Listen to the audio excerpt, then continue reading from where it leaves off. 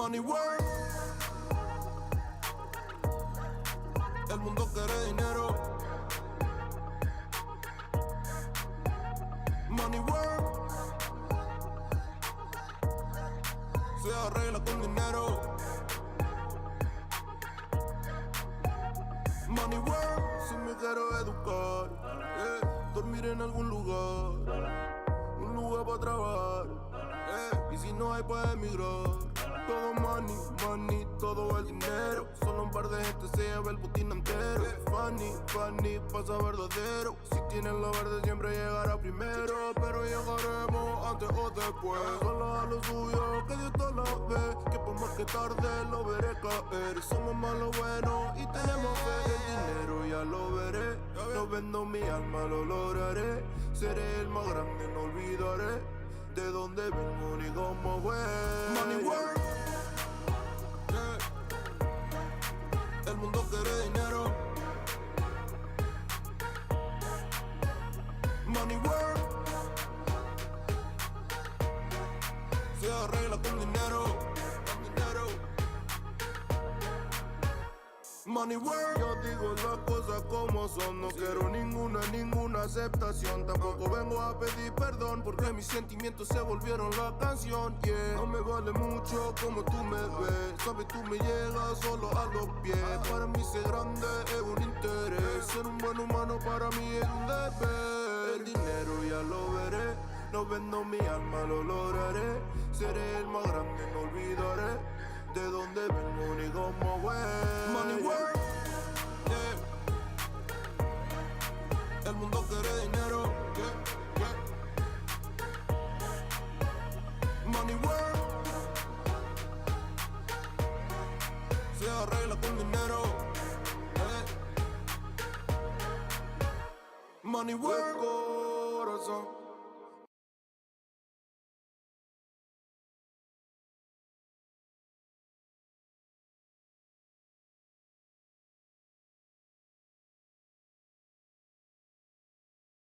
Te hace ser feliz. Money work. El mundo quiere dinero. Yeah, yeah, yeah, yeah. Money work. Money work. Money work. Money work. Se arregla con dinero. Money work. Microphone check 1 2 1 2. If you can hear me out there, let me know. All right, let's get this party started. Let me make sure I got some volume here. Hold on 1 second. Looks like I do. If you can hear me in the chat, if you are around the chat, put a 1 in the chat just so I know you're there. You can hear me okay. Let's get this party started. We're going to get it started right now. Trying a new platform today. Hope you like it. You know, if you like it, go ahead and, give me an applause,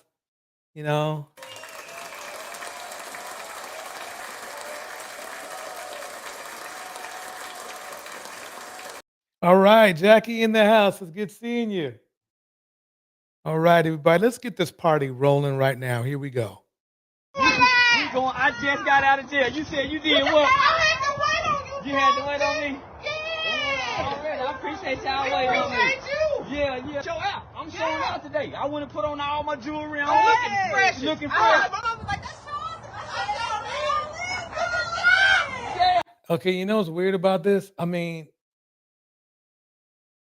for a community figure, he doesn't act like a community figure to me. Here we go. Already, baby. Yeah. Yeah, I had to, put on all my jewelry on. Fresh up out of jail. I heard these niggas been talking and celebrating. I mean, yeah. See, you're not supposed to be fresh up out of jail. You're supposed to be fresh up out of your job on a Friday. I heard these niggas been talking and celebrating like I got some P. Diddy charges. No, we coming up out the bank with the money.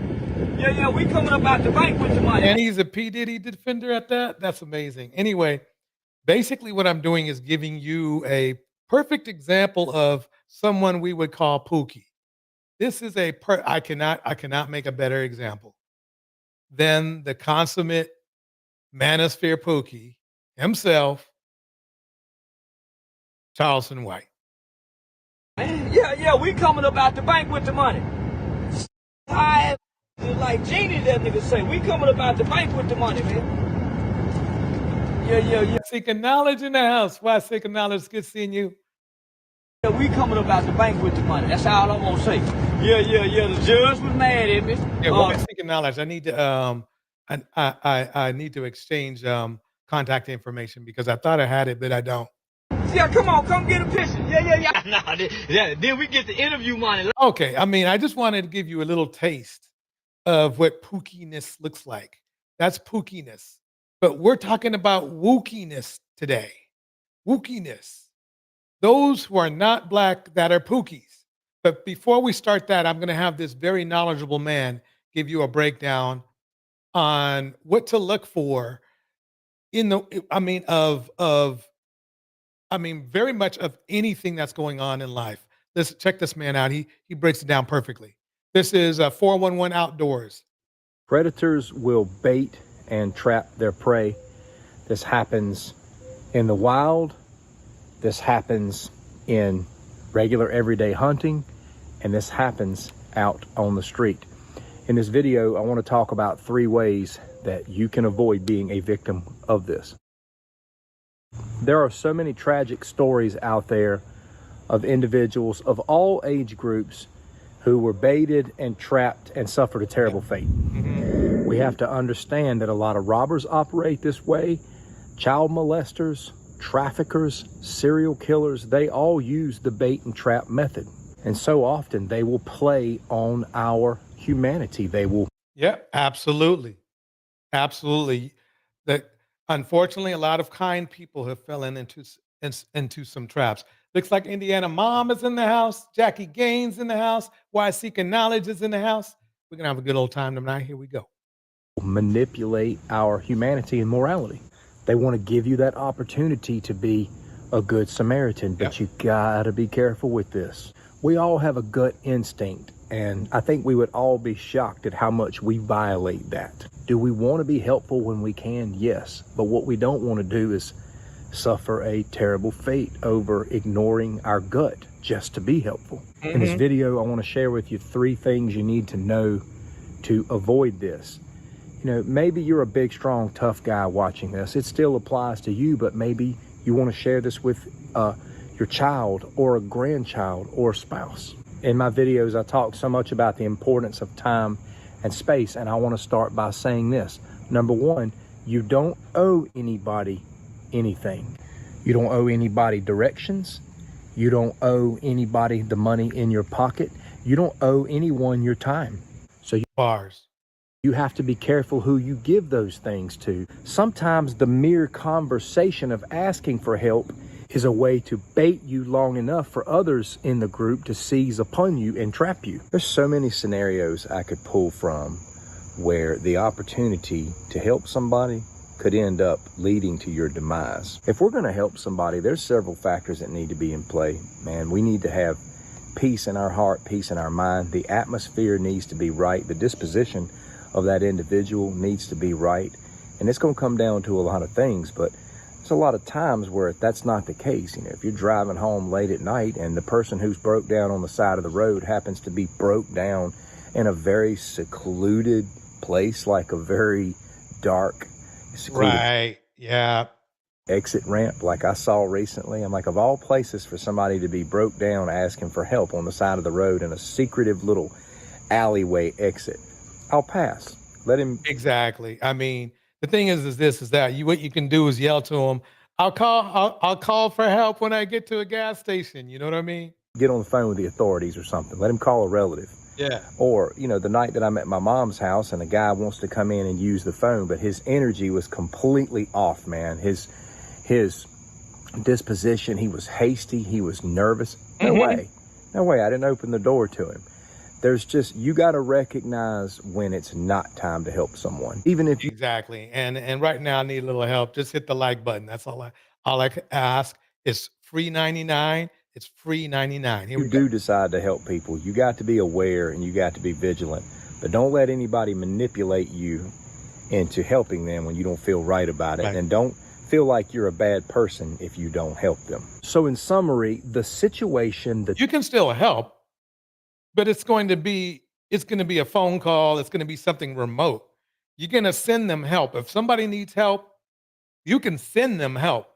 timing, the place, your gut is all going to play a factor in your peacefulness in being willing to help someone.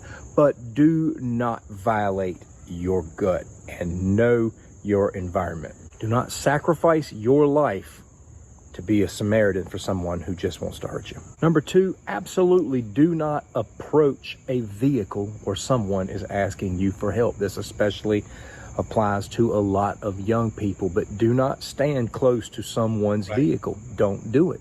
Just Exactly. Make sure you don't do that. We're going to keep it going. I just wanted him to give you a couple tips that you might find helpful.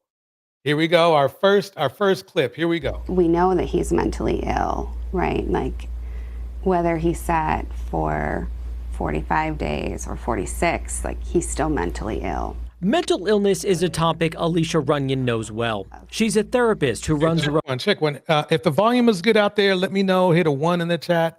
I'm trying out a new platform. Just want to know. Here we go. Own practice, a practice that would soon become the site of her stalker's arrest. So he actually went to the same elementary school that I went to, and then we went to high school together. Runyon and Matthew DeSavio knew each other back then, but were never friends. Would you say he was infatuated with you?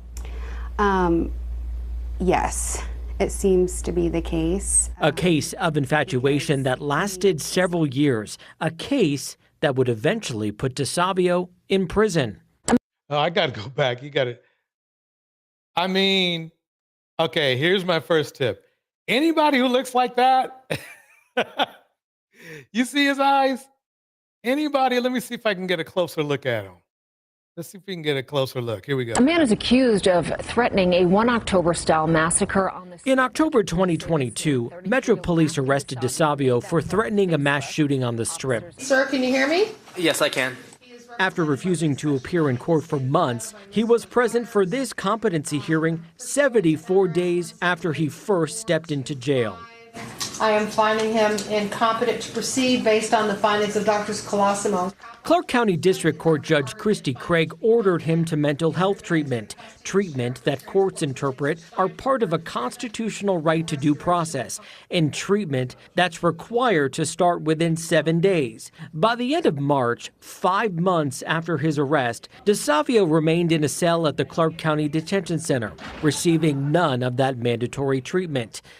Yeah, and that's an issue all over the country, but you know it's happening in this town, definitely Las Vegas. Here we go. When DeSavio's public defender filed this motion to have his case dismissed, citing the state's failure to provide prompt restorative treatment within 7 days. The judge ordered the state again to move him within 7 days. And when they didn't, The charges are hereby dismissed and the defendant is released from custody. They let him free.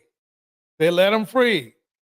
Now in custody for 6 months, the same judge said DeSavio's rights were violated because he was just sitting in jail, and she closed the case. Matthew DeSavio was a free man. I just want you a friend, Alicia. I miss you. I need you as a friend. Within days, DeSavio started leaving messages on Runyon's phone. So the first message, he's like, I'm just calling my best friend, which would be me. I'm just checking in on you. That over-the-phone check-in soon escalating to in-person visits. 2 months after his release, DeSavio was coming to Runyon's office trying to find her. Video the 8 News Now investigators obtained shows him leaving these notes and letters where he mentions a previous protection notice that required him to stay away. Yeah, isn't that crazy?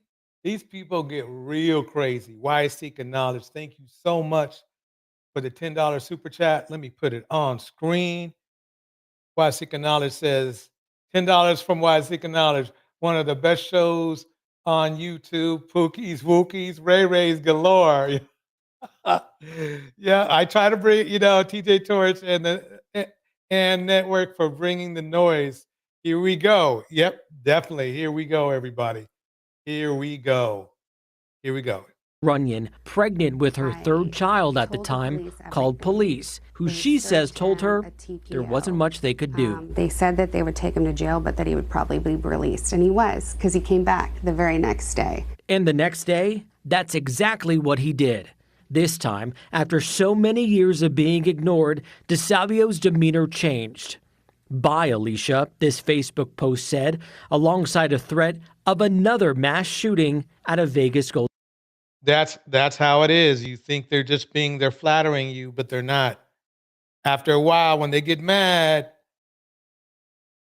they start doing weird stuff. The Knights game. Tonight, our CBS affiliate KLAS. That made national news, with officers arresting DeSavio hours before the hockey game. Holy moly. Man, okay. And now everybody wants to take this seriously. Soon, DeSavio was back in jail, back in the system that let him go. Do you think he was actually going to do something to you? Like, he may have tried to kill me. I honestly believe that. And the fact that people are not getting to those services within 7 days is bad for everybody. DeSavio's case is one of several Clark County Chief Deputy District Attorney Jay Rahman mentions when arguing against dismissal. When you release somebody who's charged with a serious criminal offense, who has a mental illness, and that mental illness hasn't been addressed, what's going to happen? As the E! News Now investigators reported Monday, that 7-day window is a time frame set through a legal decree. The state has 7 days to transport a defendant deemed incompetent from jail to one of its 2 facilities. How often is that 7-day window actually happening? Never. In court, Rahman can only represent the people's best interest when this issue goes before Judge Craig. In DeSavio's case, he waited 150 days for treatment only to have his first case dismissed entirely. This time, now 2 months after his arrest for stalking Runyon and for threatening mass violence. I'm finding him competent to proceed to adjudication. Doctors found him well enough for Craig to rule that he could stand trial. That's just crazy. So basically, they let the guy out, go free because, technically he needed help and they couldn't supply it. And then now they're saying, forget it.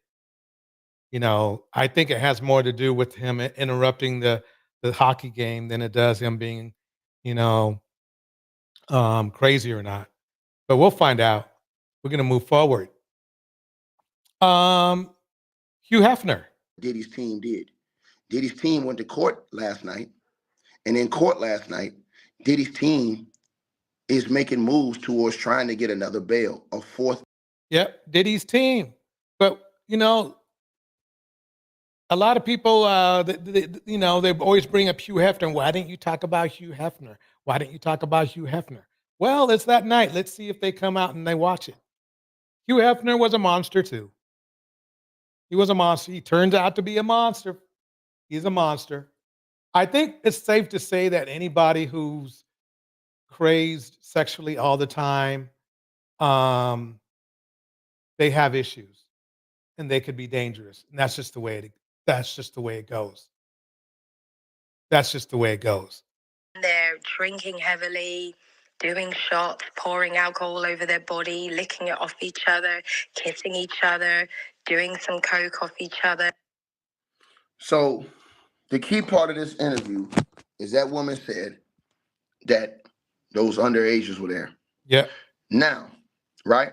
And let me say this to y'all. She also put herself in on the play and said that she was caught up with an NBA star. But she said that was at the Hugh Hefner party. And she said that there was cameras at that. And she is in fear because she thinks she was on camera. Now, here comes the next part. Oh, she was on camera. That we all did not know. And so I think that they should go looking at Hugh Hefner too and his situations. I know he's not here no more, but I believe that they should go look more into the Hugh Hefner situation as well. But I think they should too. I really do. He's gone, right? But you got to remember there are people who went to it that are still around. I want to say this because the next part is crazy, y'all. So we did not know to the extent of what was going on with that Cassie tape. Now, I told you guys last night, I came in here and gave y'all an update on what Diddy's team did. Diddy's team went to court last night. And in court last night, Diddy's team is making moves towards trying to get another bail, a fourth bail opportunity. They really want him out. And you want to know something? I understand you don't want to be there, but he has to understand he had his opportunity to be fair. And I'm talking about Diddy. And he wasn't fair. You know what he did? He basically, how do you want to call it? He cheated.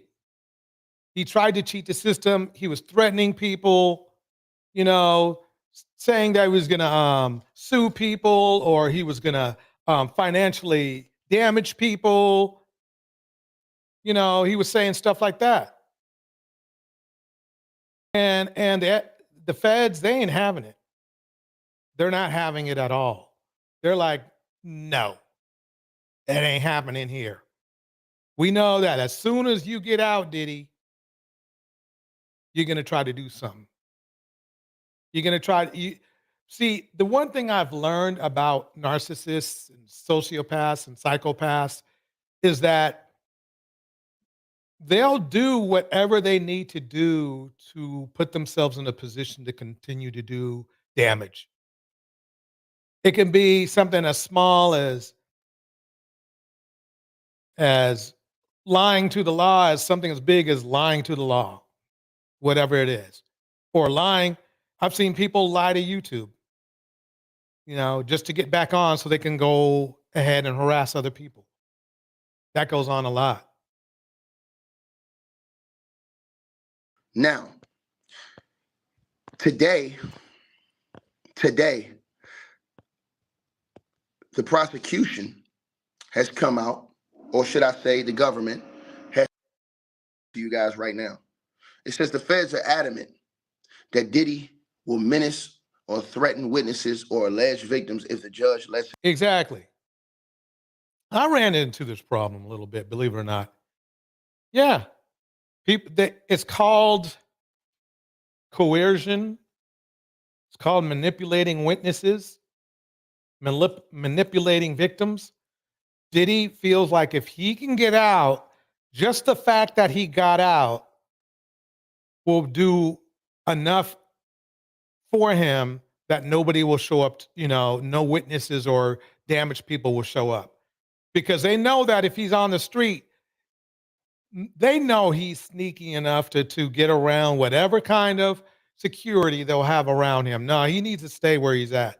He had his chance. He blew it in the Cassie case when he was when he called some woman like 90 times or something. And then she amazingly the next day came up with this excuse on why. Let me see if I can find that. See if it's in here.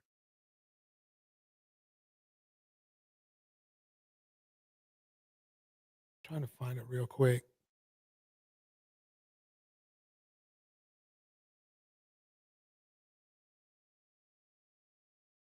No, I can't find it, but basically he changed somebody's mind. Let's just put it that way.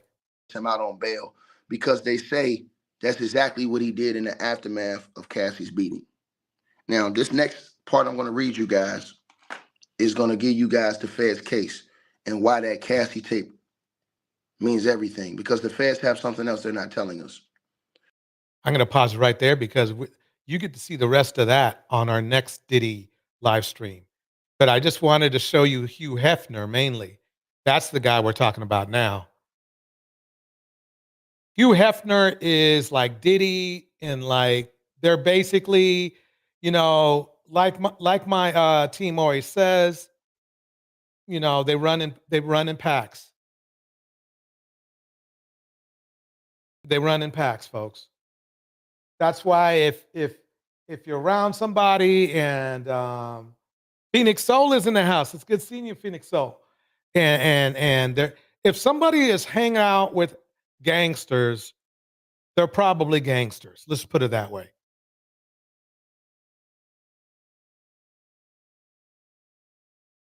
Guess who else? Elon Musk and his appearance last night at a Halloween party. I think this. Yep, Elon Musk is back in the mix. Some sort of warrior, but he brought his mom. We know that he's tight with mom. Between Diddy and Epstein, there's probably several thousand hours of footage here. Yeah. Yeah. It's kind of weird that the people on those videos are lecturing the rest of us about our moral failings, isn't it? Yeah, it's weird. Not really. You know, what's funny is he's probably been there and he's been there. So we're hearing a lot of hypocritical talk right now. Okay, this dude right here, I guess he would be a way. They kicked him off of Fox. It's Fox. If you're kicked off of Fox, you've done some dumb shit. Okay. And as rich as both of these men are, because they're both well off, at the very least, he's super rich. It shows you that being rich doesn't necessarily mean you have a good soul. And we should throw, obviously, in Diddy into the mix as well. There he is. They're pals. These men are pals. They're buddies. Yep. He's got 10 kids. He's made his share of single mothers. Yep. All right. I mean, that's crazy to me. That is crazy. This is more than just a casual meetup. What are they really up to? Are they planning something big, or could this video hint at deeper issues both men are trying to manage? Let's dive into the details. We're not going to dive in. Just Elon Musk gets a short shout because we got a big show. I got a lot to talk to you about.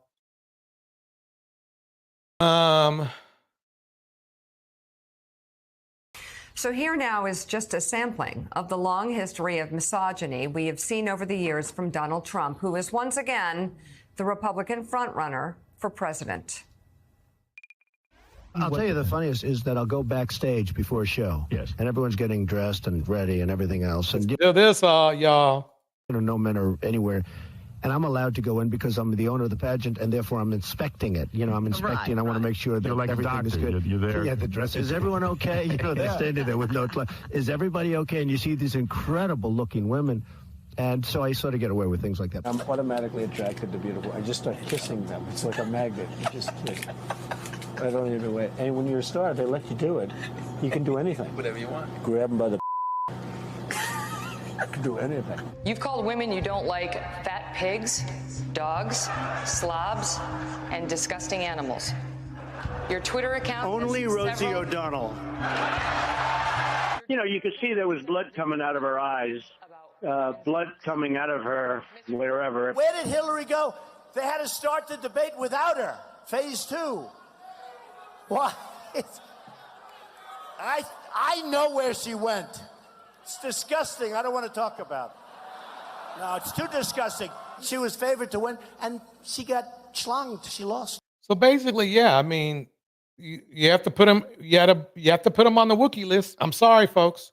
I mean, she lost. I never liked. Wait, that's Wookie list. Wookie, like Pookie, Wookie, Pookie. Okay. Face. I never liked. It's just not. That's terrible thing. That wouldn't be the one. For the president, horseface is just the latest insult aimed at the looks of women he doesn't like. Yep. That's pretty much it. Now we get to go to the good stuff. Here we go, y'all.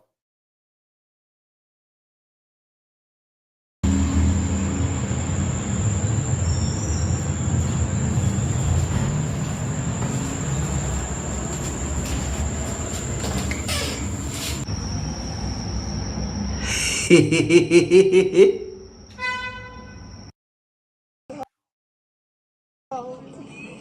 take cash card or bill. I mean, is this embarrassing or what? Dude literally did something they took out of the 1930s when they were doing all that SBO stuff.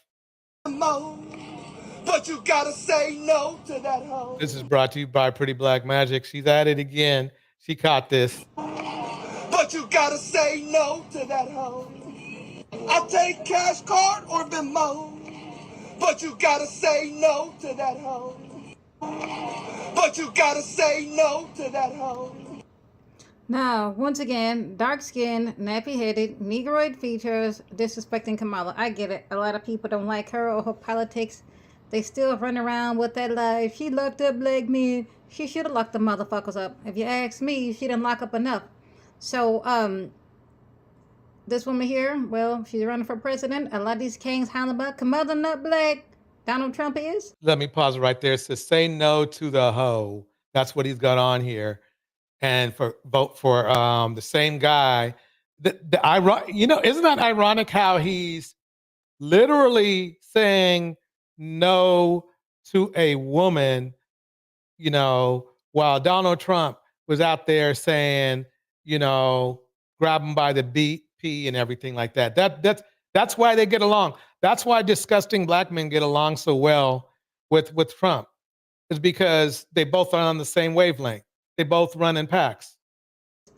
Yeah, we get it. She's biracial. She's half Jamaican, half Indian. But I am supporting women's rights and women's reproductive rights. Wait a minute. Where it is again. Let me see. Here he is again. Let me cut this up. Here we go again. No to the hoe. Because that hoe is just as bad as Joe. So there he is again. Notice how disheveled. Notice how disheveled and belligerent he is. And you know what's funny? And Pretty Black Magic brought up a very good point. Is as soon as he gets off this video, right? And he starts walking down, and if he walks into a classy area, he will be the first person they pick up, that the police will pick up and take him to jail. It's happened so many times. It's like karma or something. So there he is again. Wait. Yep, I'm going to pause it right there. If you want to see the net rest, go to Sexy Black Magic's channel. Now, this is going on too. Okay, everybody's like, well, wow, why is everybody getting down on the brother? This is in Medellin, Colombia, I think. So I have to admit, Razor Ray has some good music. Here we go.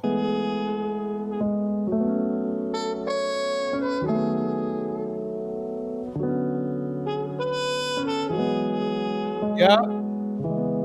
They don't want you no more. They don't want you no more.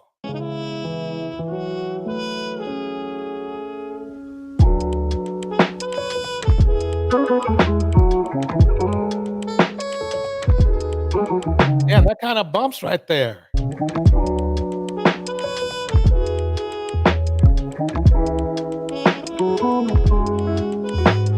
Yeah, that's what happens. Even you can't even Pookie in peace. Or Wookie in peace.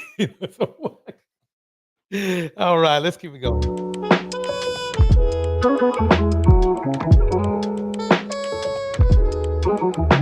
It's like, I didn't do anything. I didn't do anything. Why do you want to hold a brother down? That's what he said.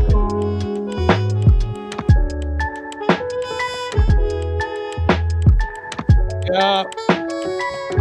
Break it down, break it down. Damn, I sound good.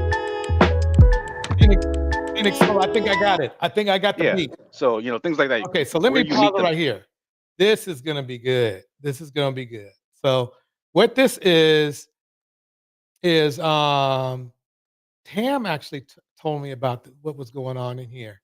And she was like saying, these guys talk all hard to women, all mean about women and stuff, even though they've calmed down a little bit. I'll give them that much. But they watch what happens here. Now I'm going to bring it back just a little bit, just to give a little flavor to it. Here we go.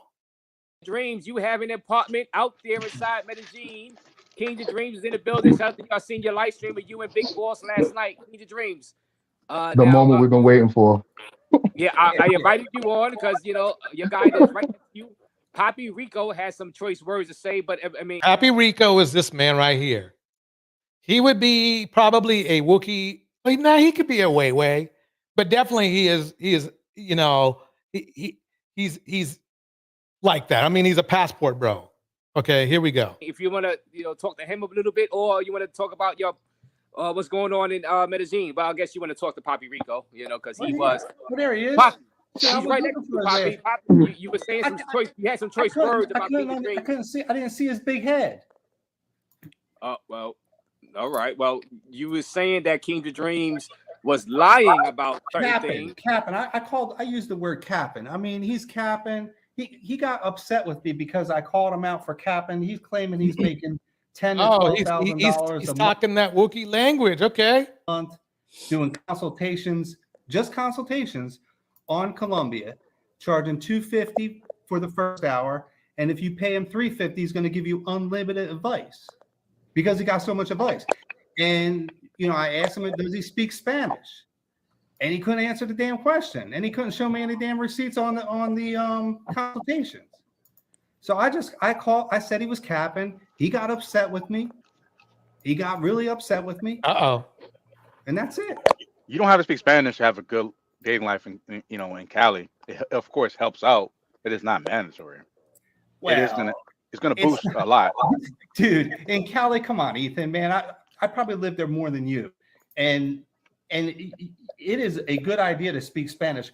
Most of the people, I mean, educated people speak English, right? But a lot of not really. I haven't met that many people that speak English.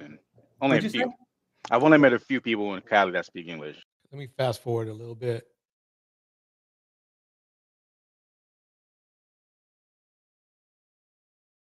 He says that he assumes because I didn't answer his question about me speaking Spanish that I don't know how to speak Spanish. No. What it is that it got personal when all right, so let me kind of give you guys a little bit of a backstory, right? So we were in a WhatsApp group with Austin Holloman that he created, right? So shout out to Austin. Yeah, shout out to Austin. That's my guy. Shout out to Austin. I'm not gonna say nothing. I'm gonna say what ended up happening was that this guy was being antagonistic towards Austin and myself. Wait, being antagonistic to Austin. So Papi Rico was being antagonistic towards Austin and this guy named King and Dreams. So shut the fuck up, bitch. You know that shit ain't true. Oh, wow. Okay. Oh, look, dude, Pappy went in.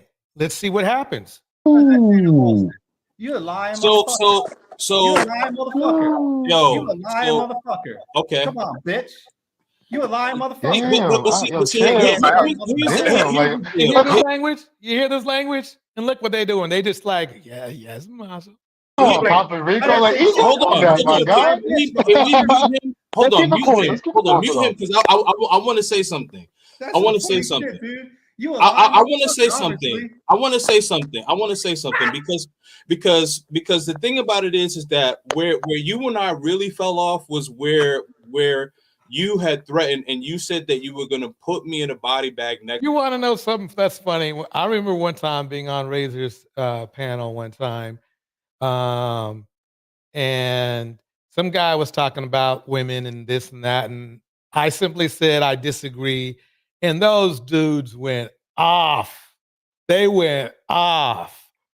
And we were biting each other, but we were going at it. And this dude right here just told him, he just cussed out the whole group of people. Let me bring that back again. And they're just like, oh, okay. And then so you speak in Spanish, you able to build the vibe because now you can flirt. So and, this goes back to this goes. I'm gonna fast forward again when he starts to act up. Because the thing about it is that where I want to make sure I get it. Okay, 250.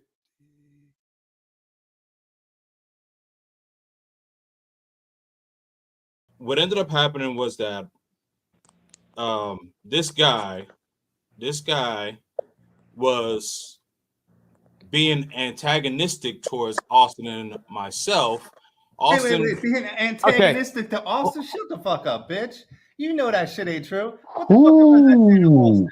You're a lying motherfucker. So by seeking knowledge, did you notice that? Notice how they're not really going after him? You notice how they're just kind of like letting him talk smack, to their fellow brethren? Motherfucker. Yo, You a lying motherfucker. okay. Come on, bitch. You a lying motherfucker. Come on, Papi Rico. Like, easy on that, my guy. Usually when that happens in Razor's room, they pop off. It doesn't matter who it is.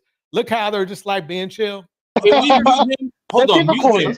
Mute him because I want to say something. I want to say something.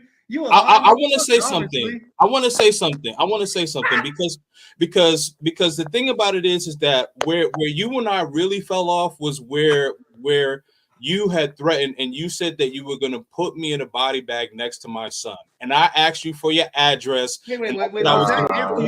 Wow! So he felt so comfortable. Papi Rico, that he could just literally say that. I mean, I would never think of telling, I have a reputation for cussing these dudes out, and I would never say something like that, ever. But there he is. Still, still in the middle, still the star of the show, Papi Rico. No, bro. Come on, bro. Let's bring it real. Let's bring it real. Come on, guys. Come on, guys. We need to create dialogue. Come on, guys. We need to create dialogue. You can say all type of bitches and all that other type of shit and all that. Listen, dog. I asked you for the address. You never gave it to me. So until you give me the address, I have nothing to say. Or else you just another internet thug. And I don't play them type of games. Yep. See, why seeking? They don't have that smoke for him. They don't have that smoke. Yep. No smoke for the YT, man. No. I don't play them type of games. You threatened me and my son, so it's up. I don't care. To me, it's like this. Okay. That's enough. A threat like that. Well, I won't say it because something, it's flew in that room before. So I can't really say, wow, that's beyond, this guy should have been kicked out, whatever. Well, number one, it ain't my room. No, okay, it's not my channel. So I ain't gonna say shit about nothing. But if that shit like that has popped off in my rooms before, and that was like later, see you later, alligator. That's basically what it was. I don't care nothing about no platform or none of that. So either you're gonna give me the address, either you're gonna give me the address or what? Man, you're lying, man. Yo, man, let me tell you something. You're big. You can't tell me nothing. You can't tell me nothing but the address, dog. You can't tell me nothing but the address. You can't tell me anything but the address. And no motherfuckers sending you $250 to hear what little bullshit. Yo. I don't know what's going on here as far as respect is concerned, but it sounds like that this Wookie and these Pookies have a different level of respect, and he don't give a hell. I mean, I'm not saying it in a respectful way. I'm saying that's messed up. That's really crazy to me. They're just letting them talk like that. No, hey, no. Now, Razor, I'll give it. He just kind of sits back in the cut. But the other guy should have been like, look, wait a minute, dude. Wait a minute. Do not even go in. Don't do that. Don't do that. I would have done that if I was there. And I don't look, and look, me and the PPBs, we don't even get along. But if I was there, okay, I'm saying, no, you fix your face, dude. But no, they didn't. They just let them keep talking. Oh, you still haven't given me the address, dog. You still haven't given me the address. I can't send you any more messages because you blocked me. Because you. I asked you for the address 5 Rico's lying. different times. Last time you called for the address 5 different times. All you kept saying is cap. What I said. Listen. The internet is fun and games, but when you start talking about my son, bro. Like the temperature is different, bro. Now the temperature is different. You show your ugly ass face, man. Okay, I'll stop it right there. As you can see, I think Papi Rico really disqualify as either a Wookie or a Way Way. I'll let you guys choose in the chat. Here we go. What is the black girlfriend effect? This is you don't know about glow this. up the other culture. You know I got to put this on. You know Andrew Schulz. Here we go. Yeah, so you'll see a guy who's had a black girlfriend. All of a sudden, he's got buzz cut, like clean shape up. I believe at very first, what they're trying to say is that the woman styled the dude up. Let's see what bro. Yeah, I like that. I like that. They shave their hair because they start losing it. Because they're so stressed being around this black girl complaining about shit all the fucking time. That's why they got to shave their hair. Nah, bro. White guys with black girlfriends. Look at them. There's no smoke. No smoke. Yes, ladies and gentlemen, this is no smoke for Wookie. This part right here. The Pookies don't have any smoke for Wookie. Here we go. They grow a beard because there's more cushion when they get slapped the fuck out of it. That's hilarious. I think the black girlfriend effect, it might be a protective instinct, bro. You think? Protective. Yeah. Do you guys have you ever had black girlfriends? Yeah. Have you ever had white girls? Yeah. Oh wow. Okay. What's your favorite?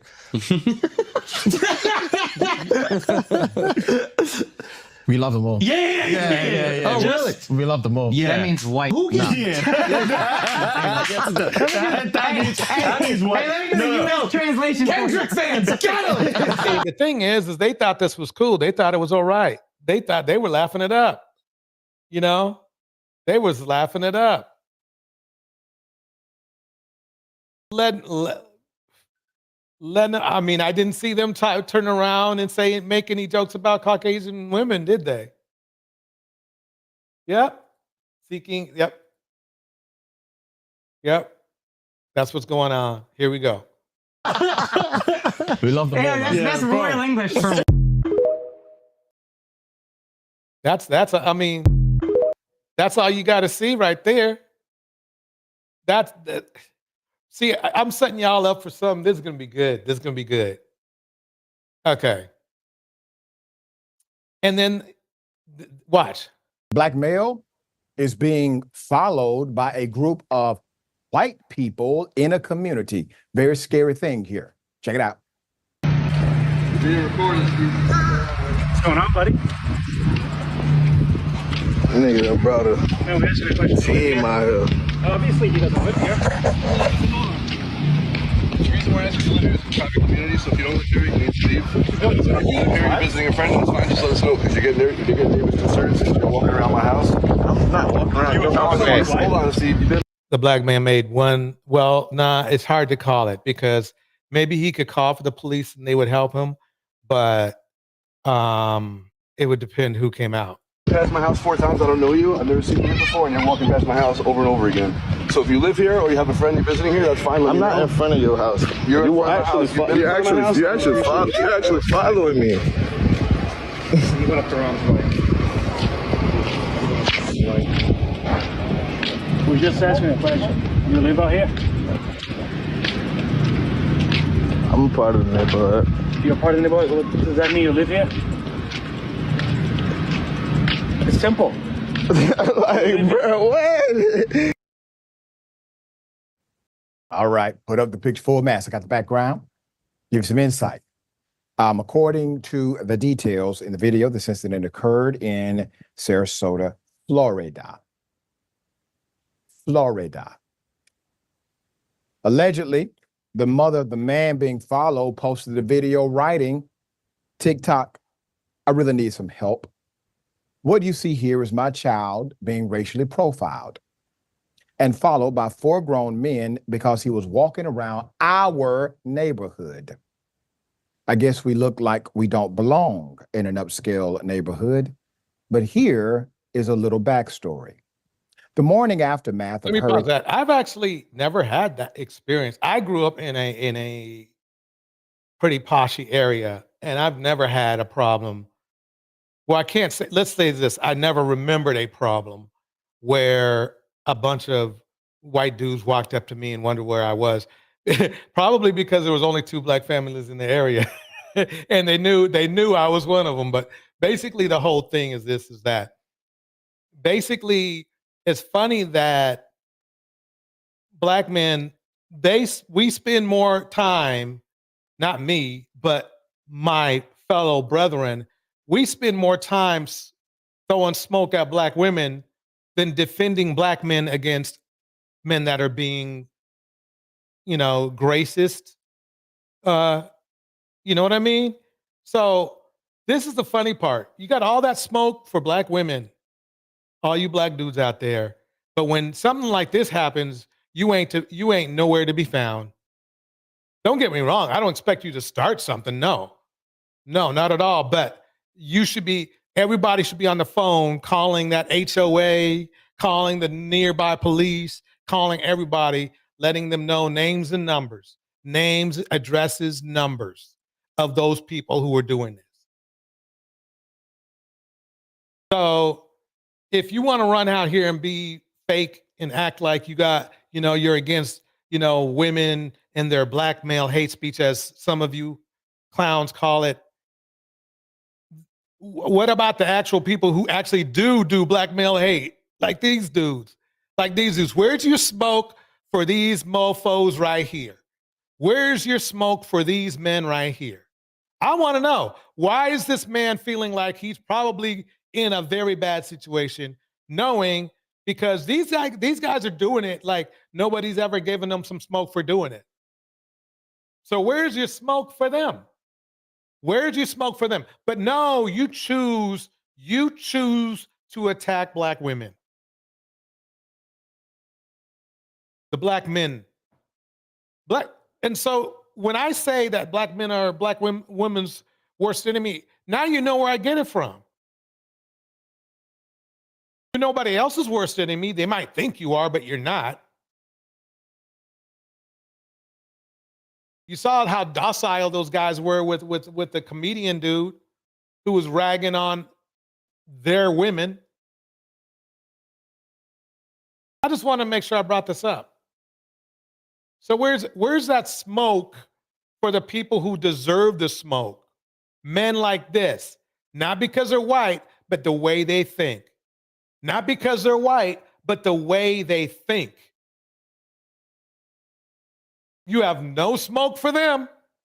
You saw Papi Rico. He was cussing those PassPort bros out on their home field. On their home field. No smoke. Hey, that's fine. You don't have to show smoke. But then when a black woman is around you, don't throw smoke at her either.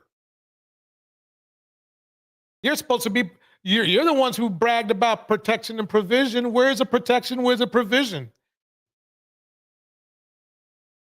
No, it's not to be found. I'm not going to even play the end of that.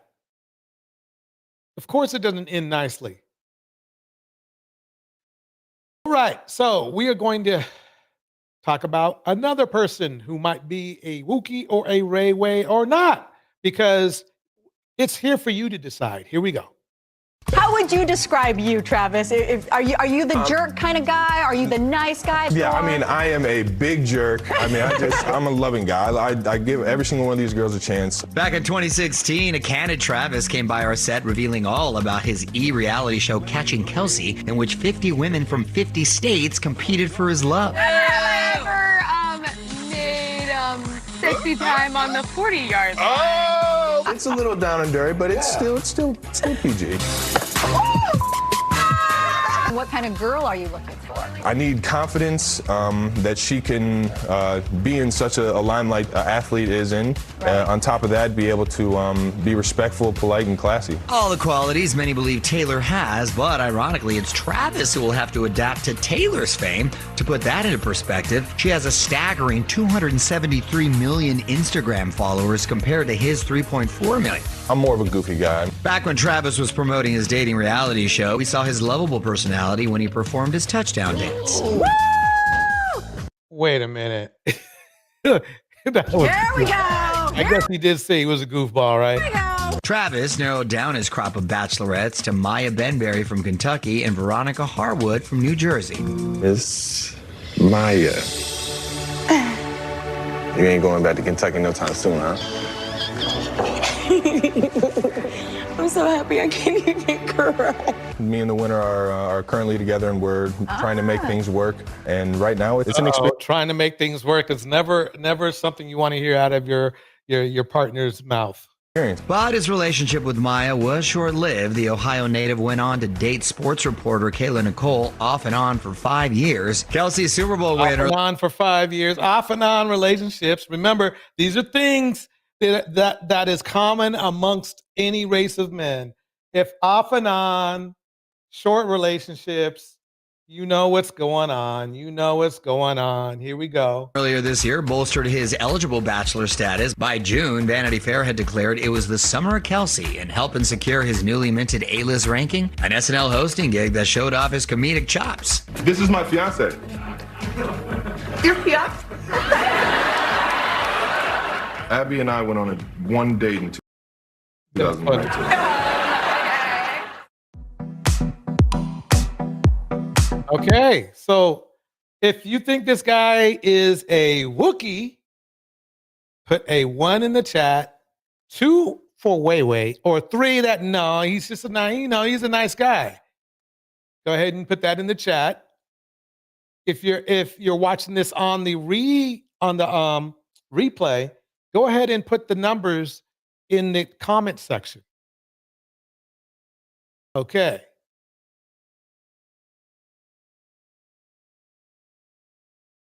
Here we go.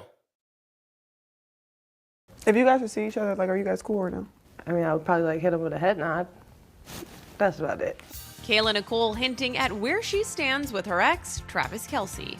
I think I'm a pro at shaking it off at this point. The influencer / sideline reporter opening up about their past romance on the Unapologetically Angel podcast, including how she handles awkward run-ins with the NFL star, whom she dated on and off for 5 years. I would probably like hit him with a head nod. That's about it. Oh, okay. We've seen each other. So there's respect. We've seen each other in public spaces, but I think that we're both aware of the nature of his new situation, that there's just no room really for us to communicate or acknowledge each other publicly without it being spun into something crazy. So we just keep it moving. That new situation, Travis's relationship with Taylor Swift. It's just been an amazing experience, getting to know Tay. Since the two started dating last year, Kayla says she's been a target of online attacks, mostly from Swifties. I would be lying. Okay, Swifties, chill it out. Chill it out. If I said that level of hate and just like online chaos doesn't impact me, it does. Yeah. Even to this day. Yeah. So you still experience it? Oh, yeah. Yeah. You could go to my most recent post and it will be people debating each other why I am worthless and I'll never be a talented person and I have no career. She's a newscaster and they're saying doesn't have talent. There's only so many newscasters in the United States, and she is one of them. As you can see, she is gorgeous. So basically, there's a couple things going on here, and I'm gonna give tomorrow we are doing another a live stream that involves women that would be in the category of being, how should I put this? No, I'm going to save it. I've never done anything to warrant that kind of backlash. Online trolls aside, Kayla doesn't have any bad blood with Trav. It was a good time. From the outside, yeah. Like, from the outside looking in, I don't know what was going on or what happened. No, I disagree with that. She has bad blood. Here we go. Great. He's a great guy. He's a great guy. That was a good time in my life. As for how Travis's romance with Taylor is going, a source tells ET he adores Tay and is just focused on keeping her happy. We'll see what happens. I mean, the thing is this: the problem is that we'll see what happens. But I don't know. I've seen. Let's see if he has enough sense to keep it cool. Now, I will say this. I do not think it has anything to do with Taylor being Caucasian. I think it has more to do with who Taylor is, who if he screws this up, he's in big trouble. He's in big trouble. He either has to end it very respectfully, she has to end it, or it's going to be very, very bad for him. It's just the way it is.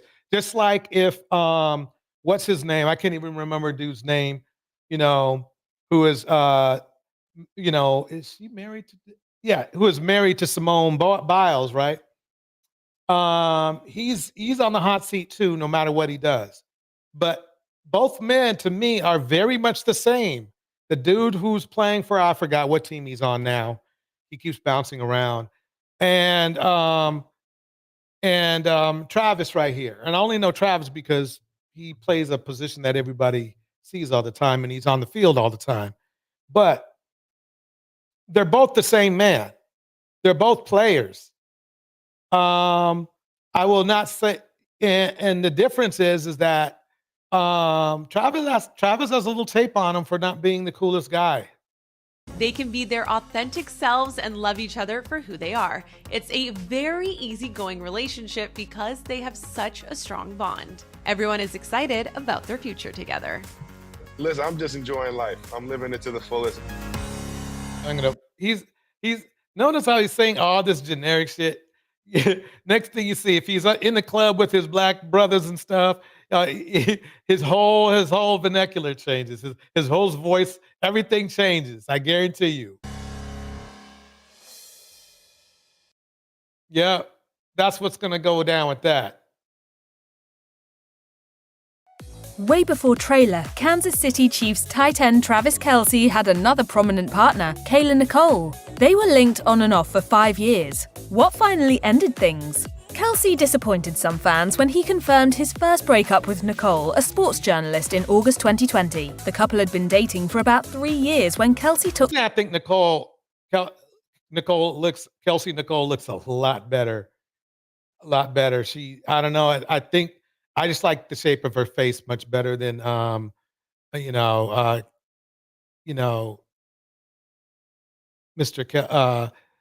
Kelsey's new boo, but that's just me. A sports journalist in August 2020. The couple had been dating for about 3 years when Kelce took to X, formerly known as Twitter. Now, see, the thing is this: nobody can say nothing. She knows him better than most people, so you can't say if she says Kelce is a narcissist.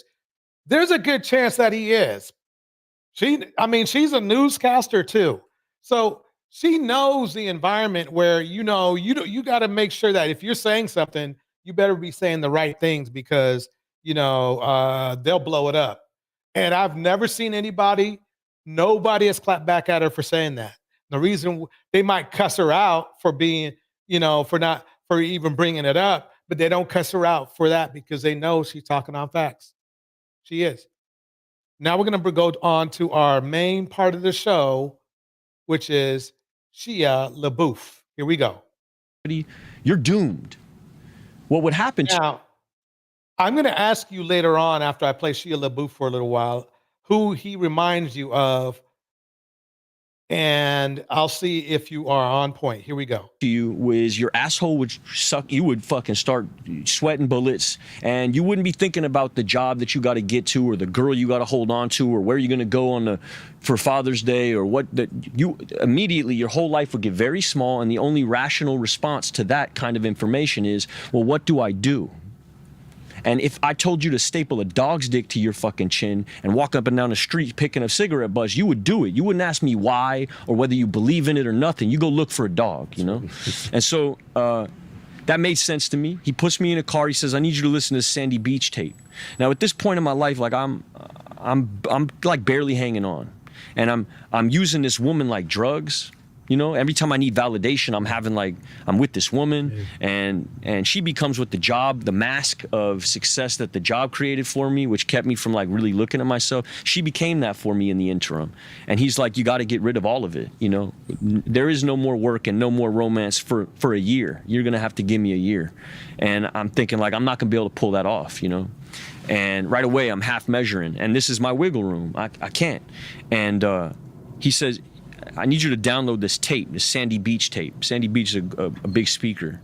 And And in this what was the speech? Yeah, the speech was he was talking about this Chinese farmer, and this Chinese farmer and his son, they're picking radishes about the ground, and they don't own the land that they're farming off of, and they're barely subsisting. They're giving 70% to the landowner. They're living off of 30% of these radishes. Their whole financial legacy is tied up into this workhorse. And one day, and the son is really working the land because the man is too old. And one day, the workhorse runs up off the hill. He just fucks off. He's up the hill, and the son runs into the house and he shakes his dad up and he says, "Dad, you're not gonna believe this is a travesty. We're gonna die out here. I can't get these radishes to grow unless I turn this land over, and I can't move that hoe without the horse, and the horse is gone. This is a nightmare." And the old man, nonplussed, looks at his son. He goes, "I don't know what this is, son. I don't know if it is a nightmare. I can't call it." And the son thinks his dad's out to lunch, or like ambivalent, or something's wrong, or he's too old. And a couple days later, the kid is chilling on the porch, and he sees the horse running down the hill with 50 wild stallions behind it. And they run into the paddock, and he locks the paddock, and he runs inside, and he hits the dad. He's like, "Man, this is fuck radishes. Like, we're rich, you know. We're in the horse business. We're in the horse trading business now. This is a miracle, Dad. I'm gonna go tell everybody we're trading horses now." And the father looks at his son, nonplussed again, and says, "I don't know what this is. I don't know if it's a miracle. I can't call it." And a couple more days pass, and the son's trying to break these horses down, domesticate these horses. He doesn't know anything about horses. He's a radish farmer. So one of the horses ain't having it. And he rears up, kicks him in his leg. It's like 1400s China. There's no Kaiser Permanente. His shit is shattered. Yeah. They wrap him in some like tobacco leaves and sprinkle some mint on it, go sit in a chair for a while. And he's wailing, and the townspeople hear about it, and the townspeople run up on the little shack, and, "Oh man, what are you gonna do? You know, you can't domesticate these horses. You can't move this hoe. You guys are fully fucked. I don't know what you're gonna do, but this is pretty much the end, right? Like, this is a nightmare." And the old man says, "I don't know what this is." He looks at his son's leg. He goes, "I don't know what this is. I can't really call it." A couple more days pass. He's sitting with his son. He's trying to calm him down. He's in the middle of pain, and they hear this thunderous noise, and they look up on the ridge line, and they see 5,000 samurai on horseback running towards their little hut. And the commanding officer gets off his horse and says, "Give us your son. We're going to fight the Maoist army." And he looks at his son's leg, and he looks back at the samurai army, and he goes, I would, but he can't get out the chair. You know, he can't get on his, he can't. "No, I can't. I would, but I can't." He's crippled. And the man gets back on his horse, and 8,000 men ride off to their death. And I listen to this tape, and I'm driving back from the beach back to where I'm living, and I get out of my car, and her bags are packed. She's on her way out. And old me would have written a haiku poem in blood and ripped my shirt off Hulk Hogan style, ran down the street and jumped over the fence, and that guy, climbed the hair up the thing. Boombox in the air guy. That's what I came up on. And something in me from having heard what I just heard, what feels like this is now I can't get no lower. I hear this like I can't call it. And it becomes like this, the most diplomatic breakup I ever had in my life. And I say, "What can I do?" And can I get you a car? And she goes, "No, don't worry about it. Go get well." And I go walk into Wow, that's deep. She said, "Go get well." House, and I call my dude up, and I'm like, "Man, I think this shit is working. Like, man, this is a miracle. Like, this Welcome, is D9 in the house. Most diplomatic thing I ever." And I'm in my meeting, I'm telling all the dudes, like, "I think this program's really working in my life, man." And then I got 5 days sober, and they're like, "Bro, I think you're pink clouding. Why don't you go to another fucking meeting, Jack?" And let me pause it right there. I wanted to give you kind of like how, because it's important to see how people operate, broken people operate. You notice how he seems real cool right now. Till you check this out. The child star curse is a story we have heard time and time again. The young star discovers their innate gift of performing, or they have an image that perfectly represents a producer's vision. But children are naive and are very susceptible to mistreatment. Then the parents might abuse their power over the child. They might feel entitled to their money, or sometimes they're just jealous that their child is more successful than they ever were. Shia LaBeouf's story follows a similar narrative, but recently we found out that it might all be a lie. A sensationalized narrative to not only make money, but try and protect him from his wrongdoings. Shia's downward spiral is different than most because to this day, we have no idea what is real and what is a distraction from the truth. Stay hydrated. Let me pause it. Notice how they said you don't know who they actually are, right? Okay. Let me play a little bit more, and then we're gonna guess. Shia was the we're gonna son of guess who his equivalent would be. two starving artists. Shayna Sade and Jeffrey LaBeouf could never find an audience for their work, sending them straight into poverty as a family. His mother would end up selling fabrics and jewelry in a poverty-stricken area of Echo Park, Los Angeles, while his father, a former Vietnam veteran, would sell hot dogs and perform as a street clown to get by. On top of their financial struggles, Shia's father was a convicted sex offender and a heroin addict, which That's was not a good start. far from the ideal role model that Shia needed growing up as an only child. As if life wasn't hard enough, his father was admitted into rehab when Shia was just 9 years old, leaving him and his mother extremely vulnerable. While living with his mother in a Los Angeles motel, Shia overheard a man R-word her. Not being able to do anything about it at such a young age, this tragedy caused a great deal of anger to build in his young soul. To this day, Shia sleeps with a gun under his pillow because of the incident, stating, "I've always thought somebody was coming in, my whole life." His parents were too prideful to accept food stamps and welfare. Shia knew early on that he would need to find a way to make money for him and his family, or steal to get what he wanted. His first run-in with the law occurred in 1995 when he was only 9 years old, getting caught attempting to steal a pair of Nike Cortez shoes. Then a couple years later, he also got caught trying to steal a Game Boy. His parents knew he needed a creative outlet to express himself and keep him out of trouble, so Shia turned to stand-up comedy, which was a perfect fit for a kid known as the class clown amongst his peers. Performing at local LA comedy clubs at the age of 10, he instantly stood Shout out to Bonnie Rose in the house. Bonnie Rose in the house. out thanks to his edgy, adult sense of humor, going on stage and picking apart the drunk men and women in the audience, often starting his set with, "Hey motherfuckers, it's time for some jokes." Shia thrived in stand-up, but it wasn't going to pay his family's bills or I get will give him this much. I mean, he started from the bottom for sure. I mean, it's not like he was given any breaks or anything like that. But at the same time, you'll find out. I don't want to break it. I don't want to ruin the message. Here we go. the sneakers he wanted. He needed to think bigger, and that's exactly what he did. On a trip to Malibu with his dad in 1996, Shia met a kid wearing expensive clothing that he could only dream of affording. Shia asked him, "What do you do?" Which led to the kid responding with, "I'm an actor," and that was all Shia needed to hear. Shia began looking up talent agencies in the Yellow Pages, calling them and pretending he was his own manager. Although they weren't buying the shtick, one of the agents was charmed enough and she took a shot on Shia and signed him, quickly propelling his career and helping him earn small roles in commercials. It's been tough, very tough. Yeah, you kids are eating lots of. No, I mean, he does have some decent qualities, which is being driven, but you'll see what happens. Lots of Oreo O's. Yeah. What's that? He also landed some minor roles in Freaks and Geeks and X-Files. Somehow, he found a way to make it in the spotlight that his parents always desired, with no formal acting or training whatsoever. After grinding smaller roles for a few years, he would finally get his big breakthrough in the year 2000, landing the lead role in the show Even Stevens on the Disney Channel.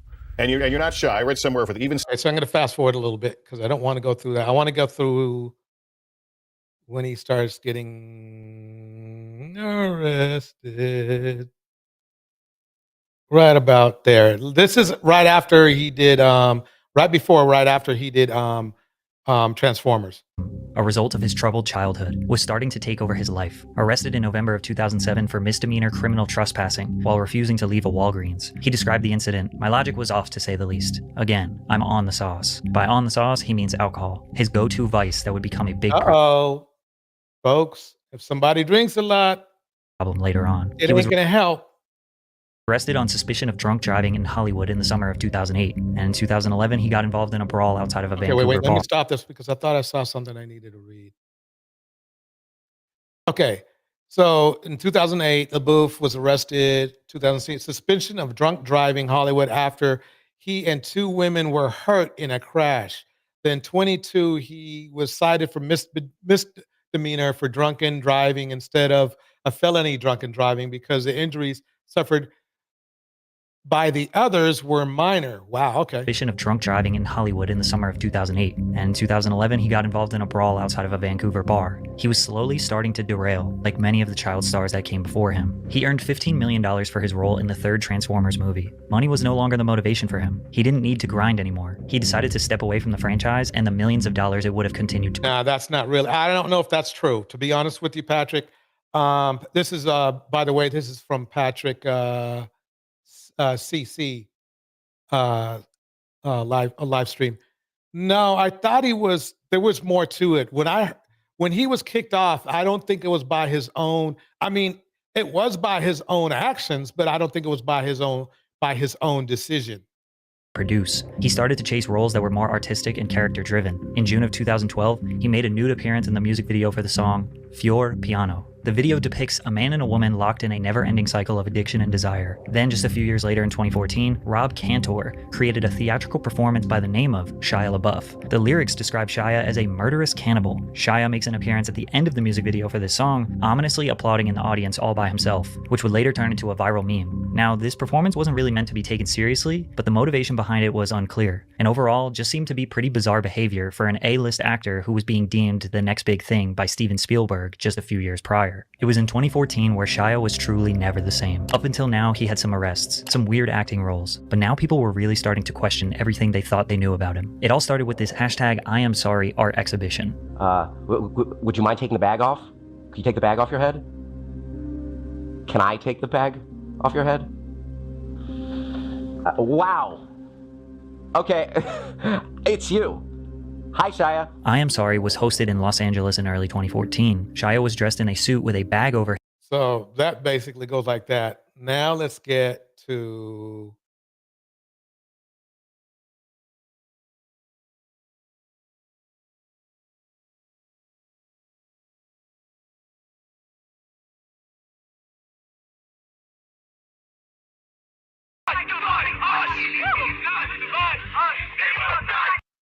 I'm just aiming, who's chasing elation. In my occupation, who's patient, who comes from below the basement, from the pavement. Then I got an agent, then I done made it. Past Tom Hanks replacement. Goddamn, my life's amazing. Shia got married to his wife Mia Goth, which seemed to calm him down for a little bit, until he was arrested again in 2017. This time for public intoxication, disorderly conduct, and obstruction. He was sentenced to 100 hours of community service, 1 year probation, and was also court-ordered to attend a drug rehab facility. In this rehab, he was instructed to write and reflect on his. I think that's pretty much, I mean, it tells you that basically if somebody is going through this, ladies, you can't save them.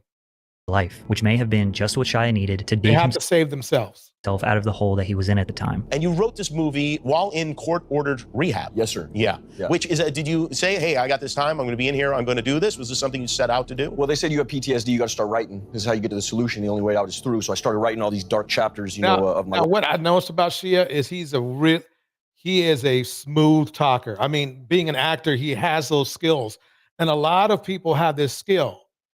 Now, let me keep going. Life, and it wound up being this script form thing. Sent it to my friend, became a movie. Honey Boy would eventually hit theaters in 2019, telling the story of Shia's childhood and his relationship with his father. His self-reflections in court-ordered rehab had transformed into a full-length feature film, completely revitalizing his career that he thought was over. However, before moving forward with the script, he needed his dad's approval, which wasn't the easiest thing to do since he hadn't spoken to his father in nearly 7 years. Initially, when he reached out to his dad about the script, he said that Mel Gibson would be playing him in the film, helping to convince his dad to give the movie the green light. Little did Jeffrey know, this was a blatant lie, and Shia would be taking on the role of his abusive father. We weren't on good terms, so I lied to him and told him, hey, Mel Gibson's gonna play you, son, right here. Honey Boy successfully got Shia his reputation back. There was never a doubt that he was a great actor, but this film made He had to lie to try to do what he wanted to do. Seemed like Shia reconciled with his troubled past and was ready to change for the better going forward. If you can tap into how you can use your suffering to help other people, that is maximum joy. I always thought joy was, oh, I get this and then I'm happy, or I do this and then I'm happy, or I get her and then I'm happy, or I make that and then I'm happy, or they respect me and then I'm happy, or I always thought happiness was to be acquired by the things I would gain from life. That's why I was always grabbing. If I knew— Smooth talkers, ladies, watch out for smooth talkers because they hit just as hard as they talk. Early on that happiness actually is in me offering all of my suffering up for other people as an instructive thing or as something that could benefit man, then I maybe would have lived my life. He's very good at doing that shtick of looking like he's got it, like he's had an epiphany, like he understands, like he's got it down and he's going to become a better person, but he never does. Differently. Unfortunately, this redemption only lasted temporarily, as more harsh realities would get exposed. One of Shia's co-stars on Honey Boy was an actress/singer-songwriter by the name of FKA Twigs. Shia's short marriage was already in murky waters, and the two would instantly hit it off. They started dating shortly after the filming of Honey Boy in 2018. Shia had wait a minute. So in murky waters, he's in murky waters with his wife, right? But that's okay. Let me go look for somebody new. in murky waters, and the two would instantly hit it off. They started dating shortly after the filming of Honey Boy in 2018. Shia had a history of rocky romantic relationships, yet this relationship turned out to be more toxic and dangerous than the rest, culminating in a lawsuit at the end of 2020, where FKA Twigs sued Shia for sexual battery, assault, and infliction of emotional distress. She would detail terrifying situations he put her in. He was driving recklessly, removing his seatbelt, and threatening to crash unless she professed her love for him. She also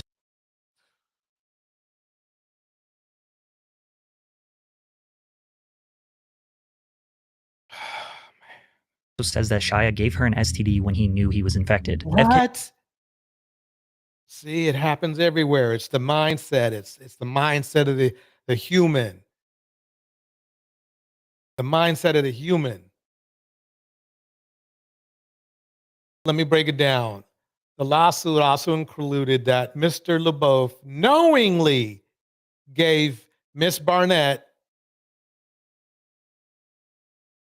a sexually transmitted disease. Hopefully and luckily, I hope, it wasn't one of those permanent ones. But it shows you that he must have been, he picked it up from somebody else, right?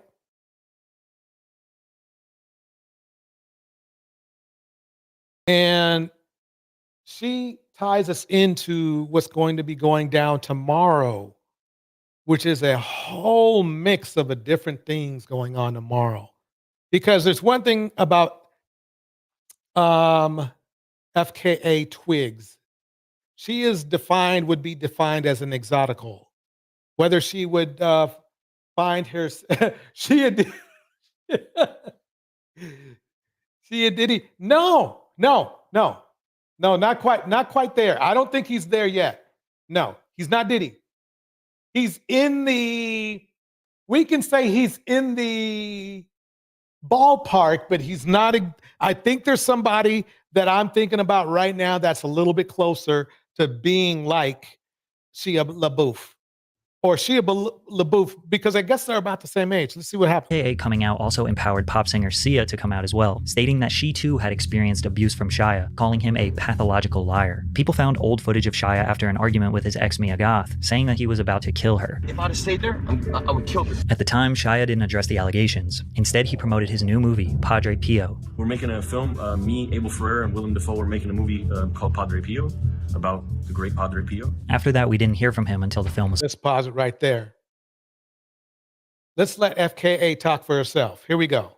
This morning, we are hearing from British singer-songwriter FKA Twigs in her first TV interview since filing a civil lawsuit in December against actor and former boyfriend Shia LaBeouf. The singer, who is also on the cover of the next issue of Elle magazine, accuses LaBeouf of sexual battery, assault, and inflicting emotional distress. He denies all of the allegations. Let me pause that. Let me pause that.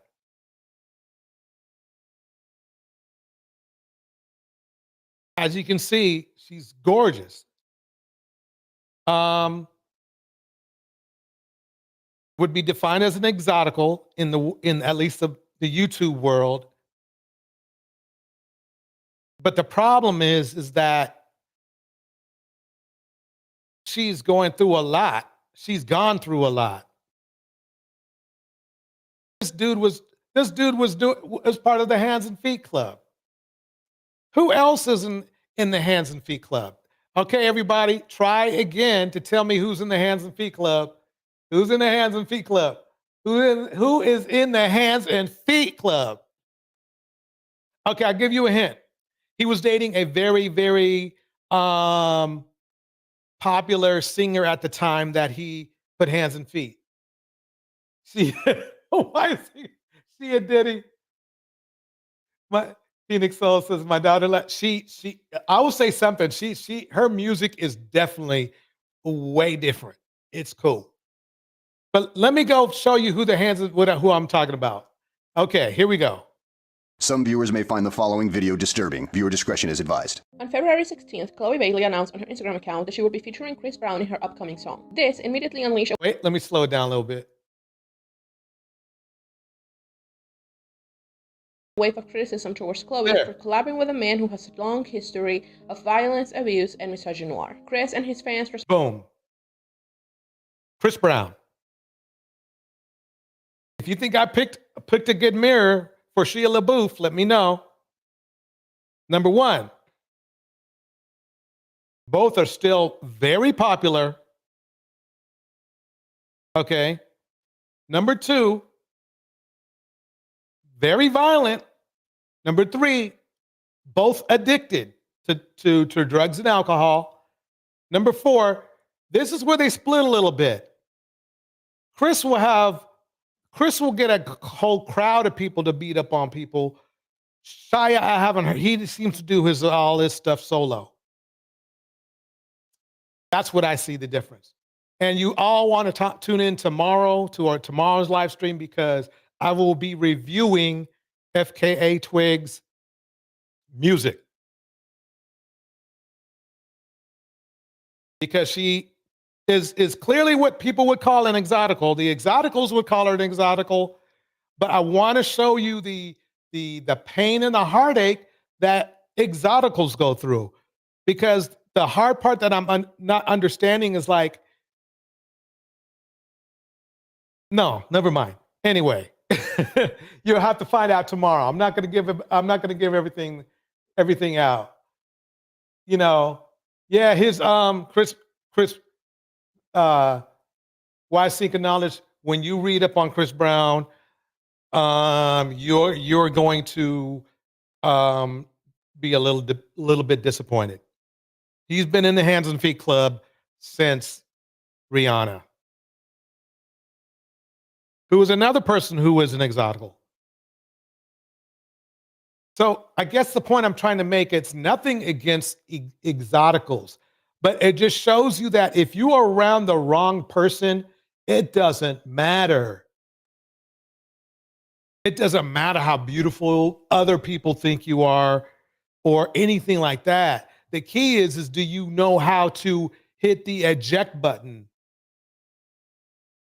Responded in the way that you would expect. They deflected by naming white celebrities who have a similar story, reminded us that it happened years ago, that it was only one mistake, and that he has grown and changed. But is this true? Was it really one time, and has he actually changed his behavior since? In this video, we are going to go in chronological order through every scandal and accusation of violence against Chris to see if he's really fast shown forward a through this response because to Umbrella called Cinderella, where he sings about wanting to be with Rihanna. Okay, so there's Rihanna. We know all about that. A few times, which I used to go through that. He put hands and feet on her. Him first. Message from took his.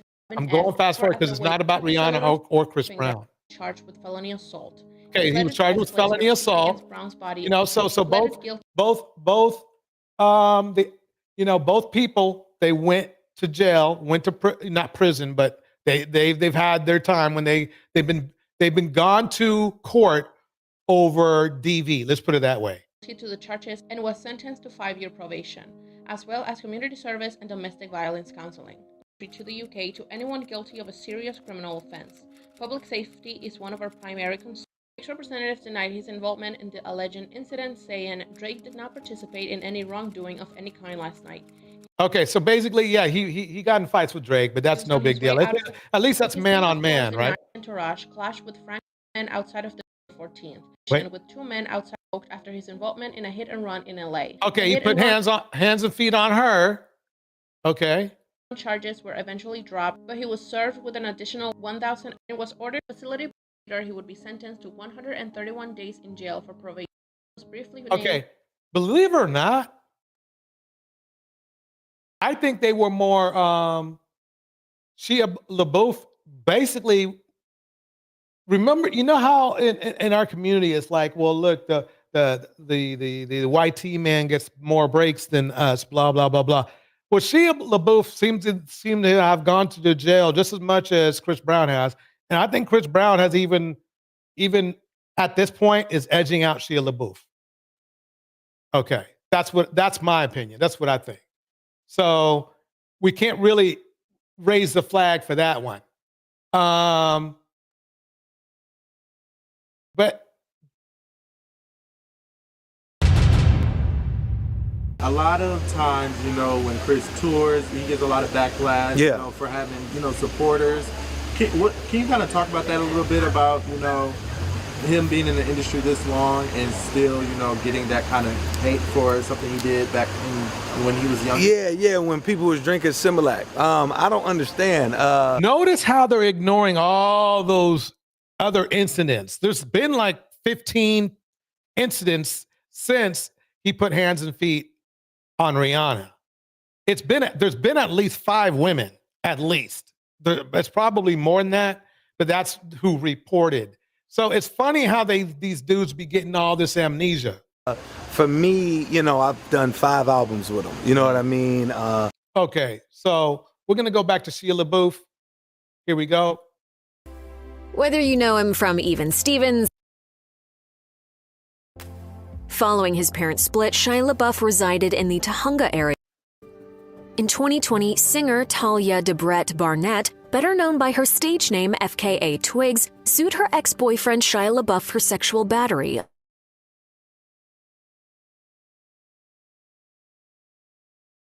Alleged, over a course of months, LaBeouf engaged in a continuous stream of verbal and mental Let abuse. me pause this. I'm not here to teach ladies anything, but definitely somebody who's as famous as he is. And you can Google his past. And if it has anything violent in it, I think it's proven that it's not going to work. It's not in it, and it's not you, it's him. That's who he is. Nobody can make anybody change. That's why even I think I give Travis, I give him a really 30% chance of changing and actually marrying, one of the most famous stars in America. Toward Talia, belittling her and berating her after the slightest perceived insult by LaBeouf. This apparently included violent outbursts, attempted strangulation, and knowingly giving her a sexually transmitted disease. LaBeouf initially denied the allegations, but later admitted, "I have no excuses for my alcoholism or aggression, only rationalizations.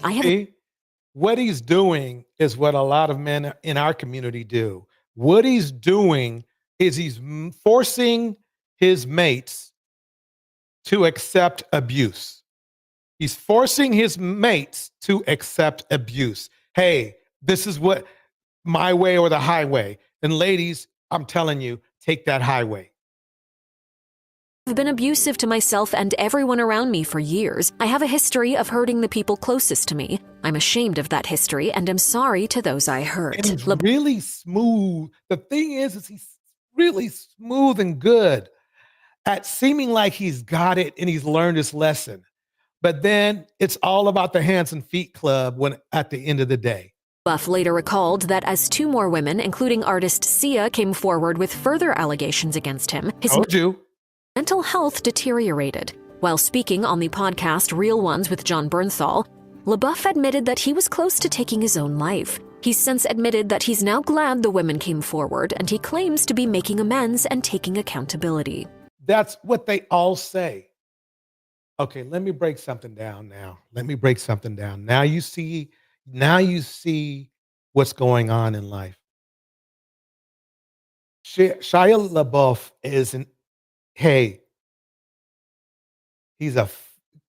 I gotta say it. He's a fucked up person, but he is an excellent actor. He puts a lot of effort into his acting. Chris Brown, fucked up person, amazing artist. They are equal in everything, including putting hands and feet on women. And it's important. That's the point. And look how beautiful these women are. Okay? Let me go back on Twigs here for a minute. I mean, she has a whole mile of men she can choose from.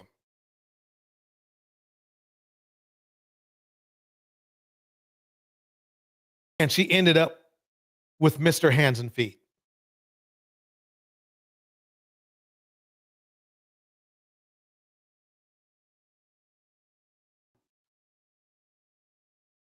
It's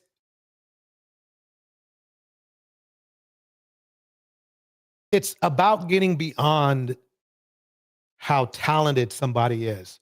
Because even some average people out there that are not as famous, but they're talented in a certain way.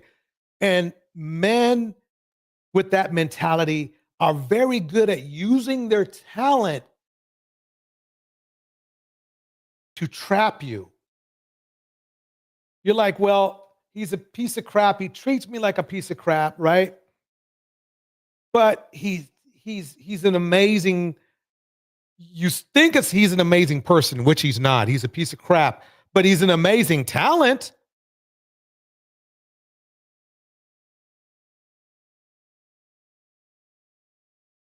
That's it. You don't, and remember a long time ago when at the beginning of my video, when I was playing that guy, the outdoors guy, right?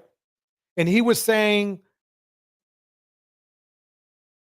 basically, you got to keep your distance. You got to focus on who the person is. I don't know if he said that exactly, but hell, I'm saying it.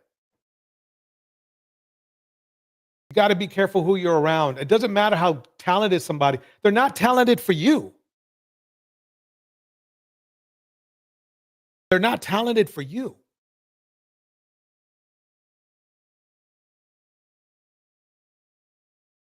So basically, though, I want to end this on a good note, on a fun note. So here we go. Hi, Dawson. Am I saying it right? Yep. Have you been here before? I've been here before, yes.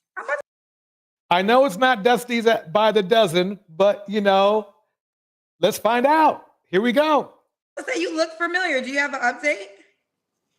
Yes. Give me the foliage. Welcome to the chat. Here we go. I have an update. Nothing much has happened since then. Okay, when was you on the show? It was around the Super Bowl weekend, mid-February. Okay, well, let's take it from the top. Dawson, where you calling me from, love? Niagara Falls, Canada. Niagara Falls, Canada. Pause. Okay, everybody, 1 second. Put a rating from 1 to 10, and you can use 7 on his appearance. 1 to 10, you can use 7. Unlike, somebody else. Let me know if you think his appearance is okay. 1 to 10. Here we go. How old are you? 26. 26. And what you do for a living? I'm a nature photographer. You're a what, love? I seeking knowledge. Great idea. Great idea. I'll do that. Nature photographer. A nature photographer. Do you have any kids? No kids. No kids. Have you ever been married? No, not been married before. Never married. And what's your zodiac sign? Libra. Libra. Is your birthday coming up or did it pass? I just had my birthday a couple weeks ago. Okay. So we got Dawson, Niagara Falls, Canada, 26, Libra, nature photographer, no kids, never married. Okay, the nature photographer thing. What kind of woman you looking for, Dawson? I'm looking for a woman that's who like is somebody saying that's the equivalent in their culture as somebody who's an aspiring rapper or something like that. Is enthusiastic, charming, and affectionate.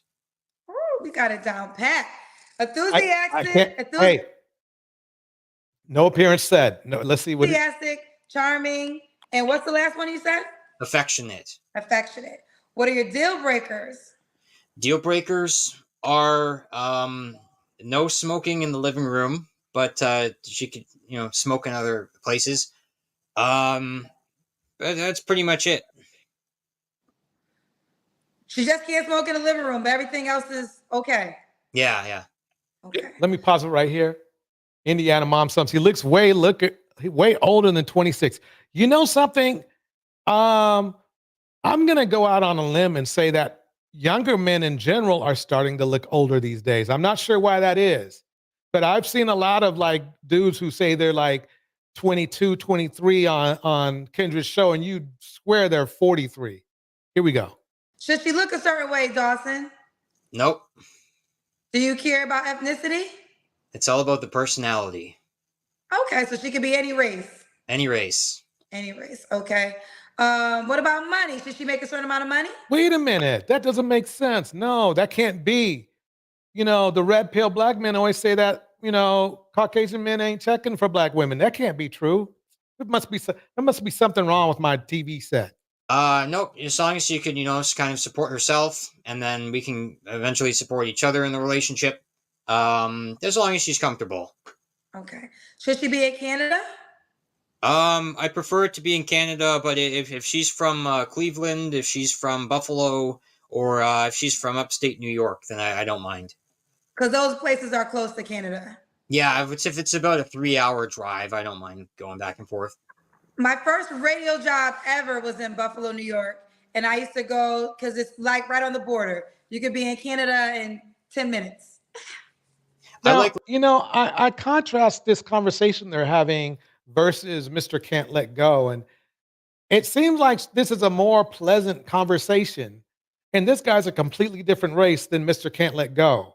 And that's the point and problem that we have in our community is right now, from what I've seen and the experiences I've seen online and in real life, it seems like black men, we don't want to even treat our own women good. There are men that are in other races that will treat women better. That's the whole thing about black love was supposed to be that we understood each other better and that we would treat each other better. But I don't know if that's true anymore. I really don't. Listening to 96.9. They're from North Tonawanda. Okay. Well, when I lived in Buffalo, New York, I was on the radio station WBOK. It was 93.7, I think. 93.7. I'll have to tune in if it's It was there. many years ago. This is 20 years ago. Oh, okay. You don't look any older than 20, Kendra. Don't worry. Well, I'm actually 45, but thank you. Even gave her a compliment. Okay. Let's do the Kendra Cam. All right, so I got to do a 360. Oh, okay. Is that the Kendra Cam? Yeah, so you stand up and we see your full body. How about that? Okay, back up a little bit so we can see your legs. All right, I got this chair over here. If I move the chair. There we go. Okay. I have to admit that's something I would wear going fishing, but I wouldn't wear it to impress any ladies. I'm going to check out his background. It looks like he's using shoe boxes to hold up his computer monitor. See, this is where, remember what I was saying? He's not a man of means. He seems like a nice guy, though, but he's not a man of means. Here we go. We got you, Dawson. We got you. Okay. Oh. What move was that, Dawson? That's the Dawson move. Oh, so can you show me the Dawson move one more time? You mind? Yeah, I want to see the Dawson move one more time. Oh, no. Those ladies, they got to wait till on our first date. And you give them the Dawson move? Yep. First date, you got. Okay.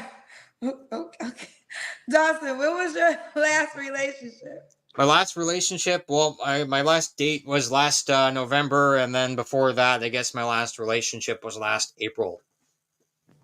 Okay. You don't have to answer, but I'm going to ask. When's the last time you was intimate with someone? It was late August of last year. You know, summer fling. Ooh, summer fling of last year. Yeah. Okay. Did she get the Dawson move? She got more than that. Okay. Why $6 says he's boring nerd. LOL. That black women effect will glow him all the way up. Yep. His hair will be all trimmed. He'll be in a slim suit and everything. Huh? You know, she wanted me. She kept like wanting to get in touch with me again. Second time or third time. You know, I didn't want to. Sometimes I don't try to get the girl. The girl just comes and gets me sometimes. It's just the way it is. Okay. Fair enough, Dawson. All right. 3 flaws you have to work on. 3 flaws I got to work on. 1, I'm a workaholic, so I got to, learn how to relax more.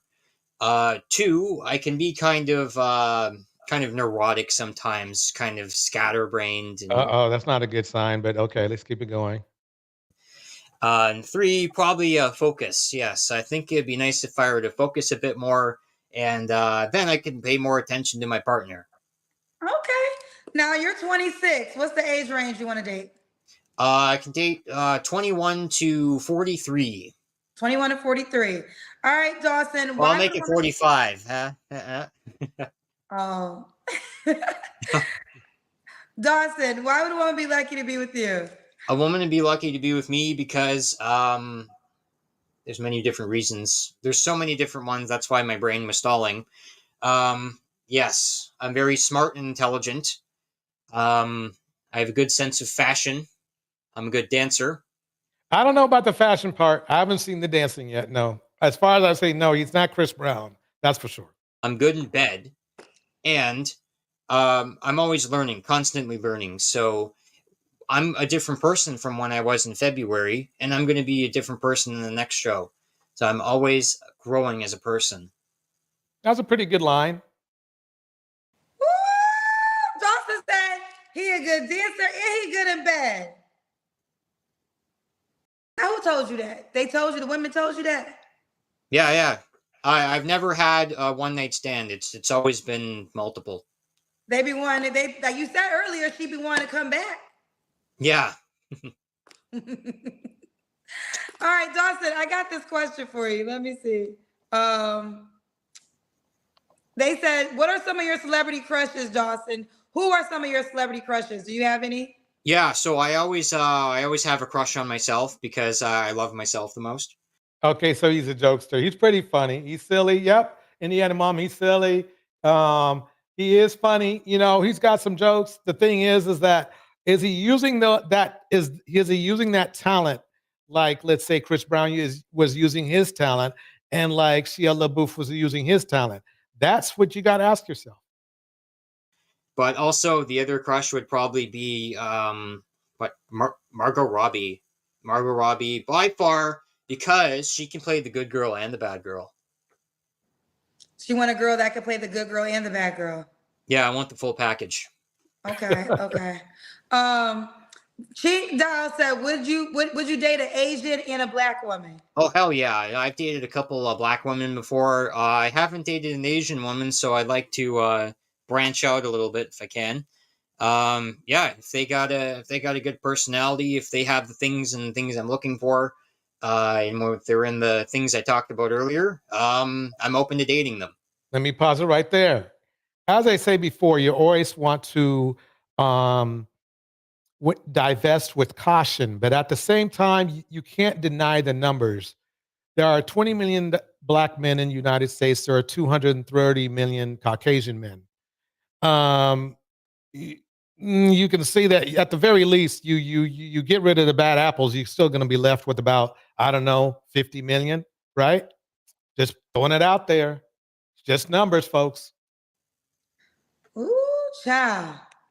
LII said, damn, y'all flooded his DMs already, and he didn't pick none of y'all. Damn shame. Salute to y'all that comment under my stuff. So when you were on the show the last time, did a lot of women reach out to you? Yeah, I had quite a lot of women reach out to me. Yeah. So, and none of them were enough to settle down and get the Dawson move? Get the Dawson move going on. So yeah, I probably talked to at least a dozen girls. Gosh, from different parts of the country, even different parts of the world. Using the word girls is kind of. It was very interesting experience. I thank you for that. But I just kept giving more and more, and there's a lot. They were kind of just some of them were just kind of asking for money, basically. What? They was asking for money, Dawson? There was a few of them, but there was a few, I think, rather genuine ones. I'm like, hey, let's meet up. You know, I'll take you out. Come over here. I could go over where you feel comfortable. If you want to talk on the phone more beforehand, that's great. No one really followed up, so I'm going to try it again. I'll get a few. Did you send them money? No, I didn't send anyone money. Okay, good. He didn't get catfish, which is something we're going to start up again. We're going to start having some catfish live streams as well. Don't send. Here's a rule of thumb for everybody. Don't send nobody money. If somebody hits you on the app, ask you for money, somebody hits you on the DM, ask you for money, do not give it to them. We got some more questions for you. All right. Hey, here we go. Okay. Chandra C said, can you ask him, has he ever dated a black woman, and how does he feel about black women in general? Yeah, so I've dated 2 black women. Over in general, I think black women, well, they're better dancers, so you white ladies better step it up. Also, I think in black women in general, I like the sense of humor. I just feel kind of free around them, and I make them feel like they're the only girl in the world, right? I think love. He makes them feel like they're the only girl in the world. But is he a player? Transcends socioeconomic barriers, race barriers, and anything. So, yes, I'm very open to possibilities. Ooh, child. He said we got the dance floor on lock. That's what he said, child. All right, everybody.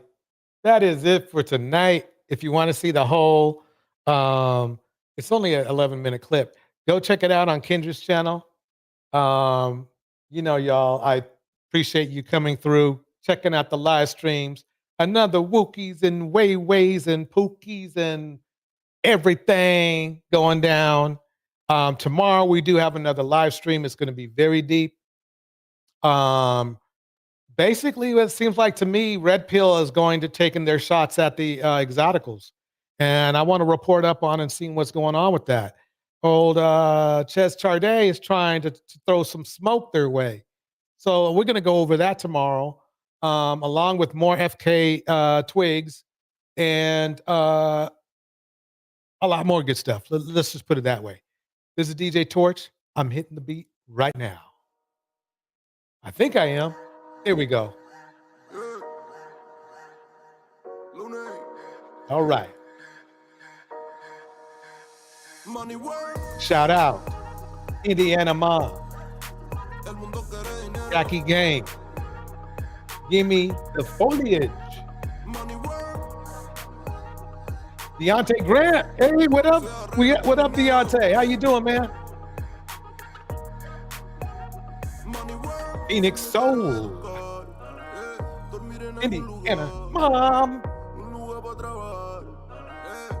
Why is seeking knowledge?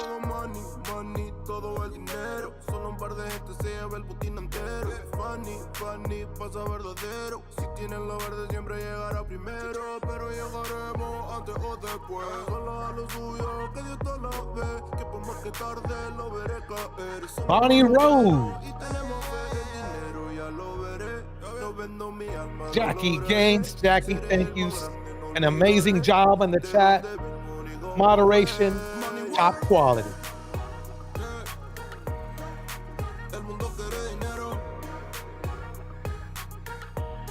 Cam, I see you up there in the clouds.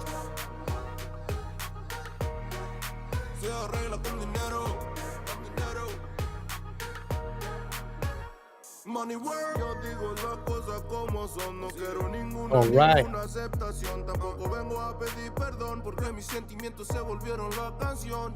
No me vale mucho como tú me ves. Sabes, tú me llegas solo a los pies.